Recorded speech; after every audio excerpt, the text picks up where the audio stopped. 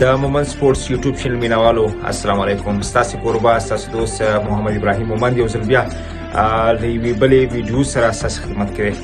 تاسو ته معلومه ده افغان کرکټ بورډ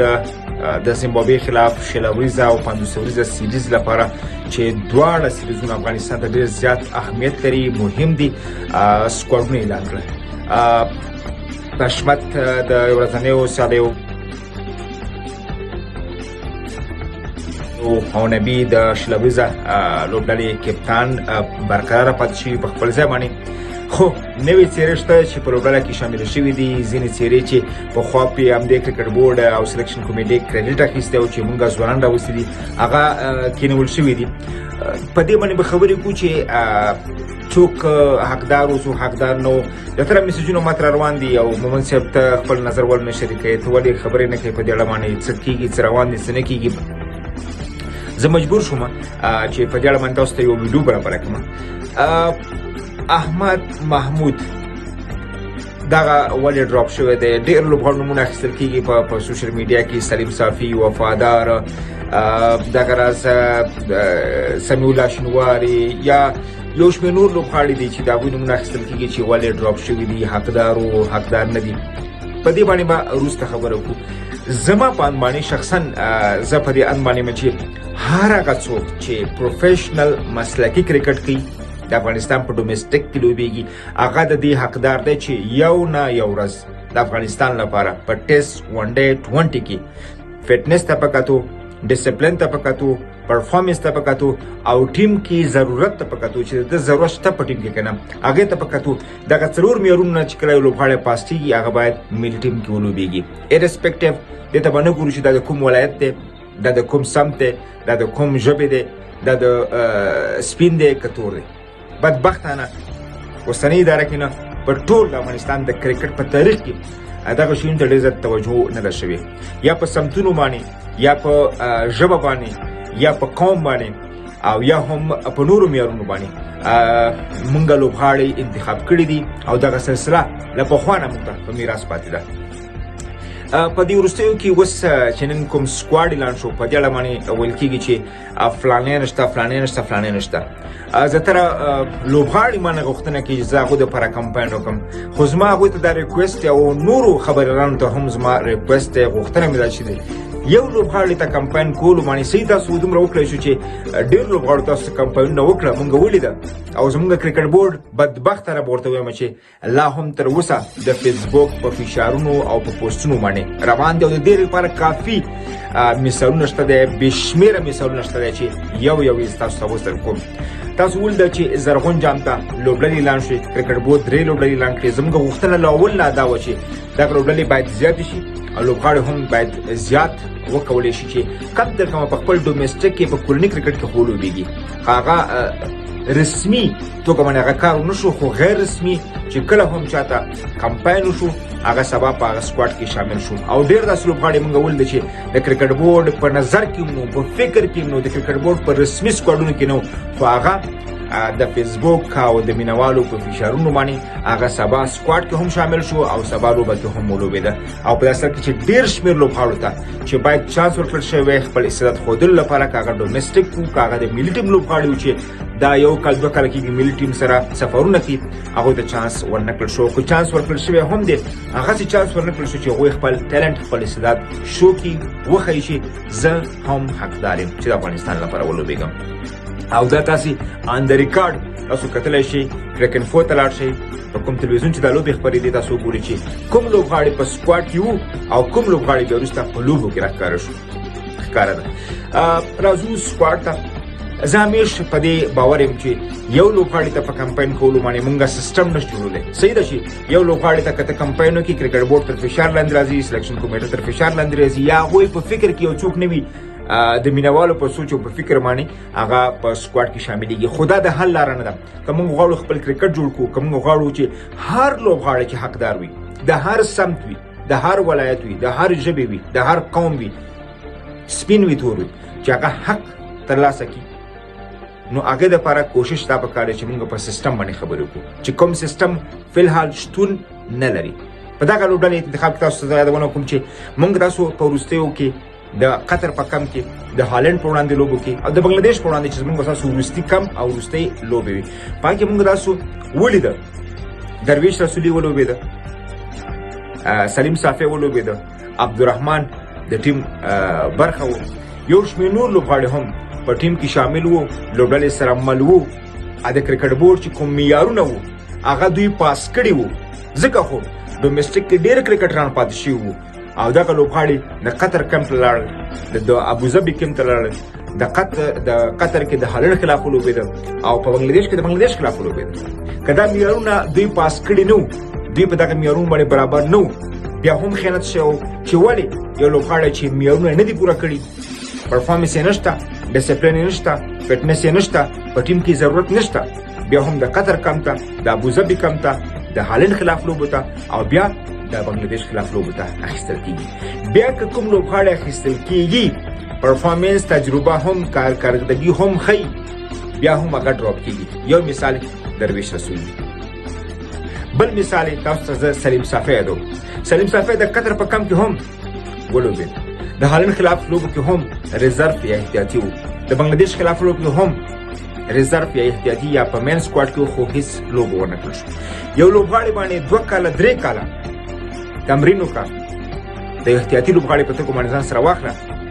او اخر کې چې کله مهمه سالي راشنږدې کیږي مونږ استرالیا غوښتل تیز پیچون ته روان یو مونږ 2023م ورلد کپ په هند کې لرو مونږ ایشیا کپ لرو په بنگلاديش کې په عربي اماراتو کې مونږ بیا همدغه ریزرف لوبغاړي د 2-3 کلو او بوړل راوړل وروسته تجربه تر لاس کول وروسته هغه مونږ نن په کور باندې خو زمونږ یو بل ځوان باندې مونږ کریډټ اخلو چې هغه رمخته تاسو فکر وکړئ که تاسو په پاکستاني ټیم کې انداوس وهاب ریاض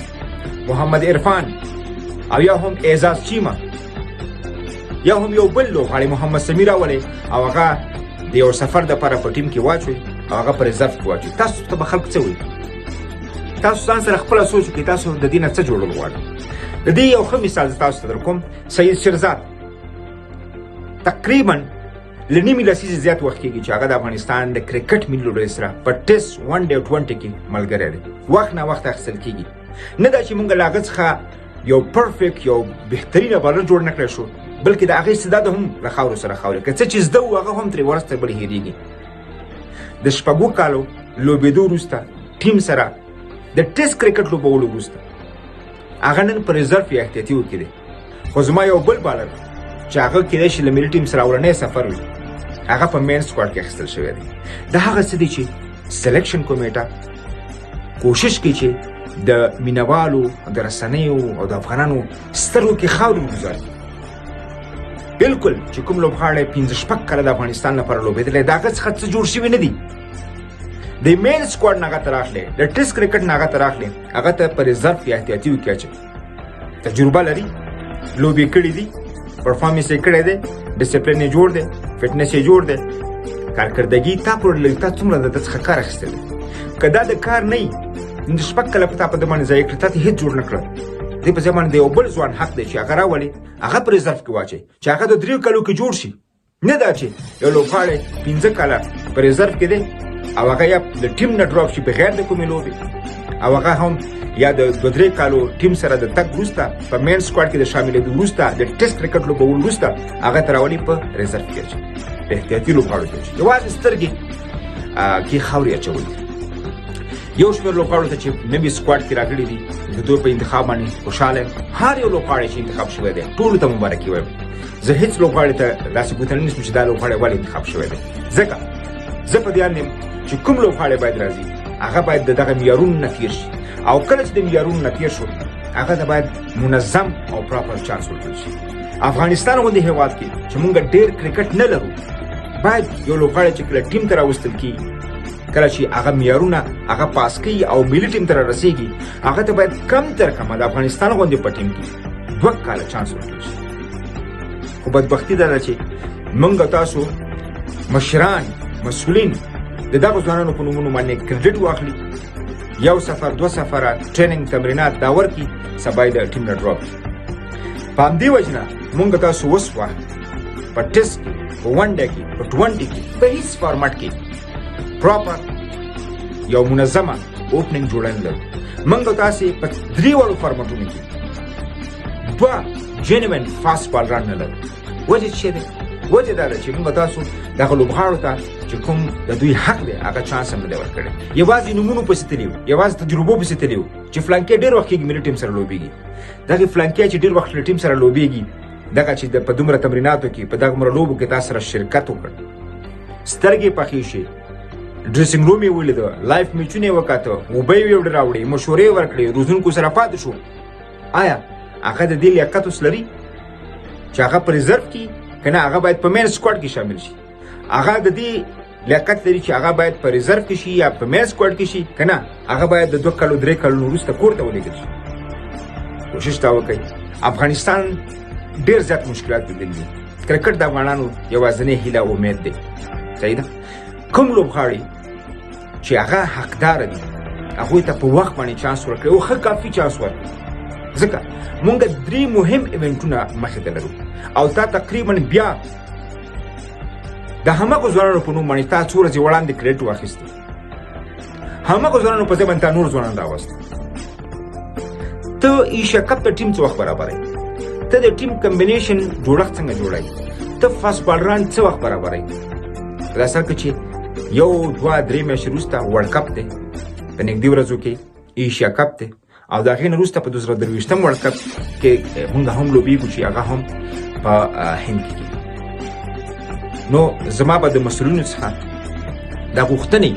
چې سمه تاسو مسلکي خلک یاست، سمه تاسو د یو سیستم لاندې کار کوئ. کم تر کمه که تاسو په دغه کې ښکیل نه یاستئ، تاسو په دغه کې ګرم نه یاستئ، دا کوشش وکړئ چې دغه کوم مسؤلین چې تاسو د کومې رشتو دپاره ټاکلي دي، د کومو ډپارټمنټونو مسؤلیت تاسو ورکړی دی، د دغو څخه یو پوښتنه وکړئ چې تاسو دغه یو میاشت مخکې د یو هفته مخکې دغه فیصله دې وکړه دغه لوبغاړی دې راوسته، دغه لوبغاړی اوس څه شو؟ بیا به هله زموږ ټیم جوړېږي، بیا به هله زموږ کمبینیشن جوړېږي، بیا به هله موږ هغه ټریک باندې هغه لاره باندې به موږ سیده کېږو. او که دغسې بېنظمۍ روانې، دغسې منمانۍ او خودخواهۍ روانې وي او دغسې کریډټ اخیستل روان وي هر میاشت وروسته، هر سیریز وروسته، نو یقین وکړئ څرنګه چې زموږ ټیم په 2018 کې او 2019 کې هماغسې زموږ ټیم اوس حالت کې هم دی. بهترینه لوبغاړي لرو. د هر یو لوبغاړی چې د افغانستان ریپرزینټ یعنې مندګي کوي دا یو استعداد دی. د کرکټ لپاره خولې توی کړي دي، د په ځان خواري کړې ده. څوک یو قسم استعداد، څوک بل قسم استعداد. خو بدبختي دا چې کرکټ بورډ کې چې کوم مسؤلین دي، کوم مشران دي، هغوی دوی ته هغه منظم چانس نه دی ورکړی، د دوی چې کوم حق دی هغه چانس نه دی ورکړی. د یو لوبغاړي ته په حق ورکولو باندې د څو لوبغاړو حقونه تر پښو لاندې کېږي، معیارونه تر پښو لاندې شوي دي. په خپله دوی چې کوم قوانین جوړوي هغه قوانین تر پښو لاندې کېږي او د دې لپاره کافي زیات ثبوتونه او مثالونه شته دي. په دې هیله چې افغانستان د زیمبابوې په وړاندې شلوریزه لوبو کې هم، 50 اوریزه لوبو کې هم بریالي شي. شلوریزه لوبو ته هم ایشیا کپ را روان دی، دغه راز شلوریز نړیوال جام را روان دی. موږ ښه تیاری ولرو او دغه سکواډ چې کوم انتخاب شوی دی، دغه سکواډ چې کوم اعلان شوی دی، دغه سکواډ چې زیمبابوې په وړاندې لوبېږي، همدغه سکواډ موږ په ایشیا کپ کې ولرو، همدغه سکواډ موږ په شلوریز ورلډ کپ کې ولرو او موږ کوم بیا یو غټ بریک تھرو ونه لرو چې بیا یو غټ اعلان رابخته شي چې فلانکې د ورلډ کپ په جریان کې او د ورلډ کپ ته په هفتو وخت پاتې کېدو سره موږ دا په ټیم کې راولو او د هغې سره ټیم ټول کمبینیشن او ټول جوړښت خراب شي. نو دا وه زموږ ویډیو د سکواډ په اړه باندې. کوم لوبغاړي چې انتخاب شوي دي ټولو ته بیسټ آف لک. په دې هیله چې ټول وځلیږي، ټول افغانان دي، ټول مسلکي کرکټران دي. خو زه په دې باندې باوري یم او دې دپاره زه پوره ثبوتونه هم لرم چې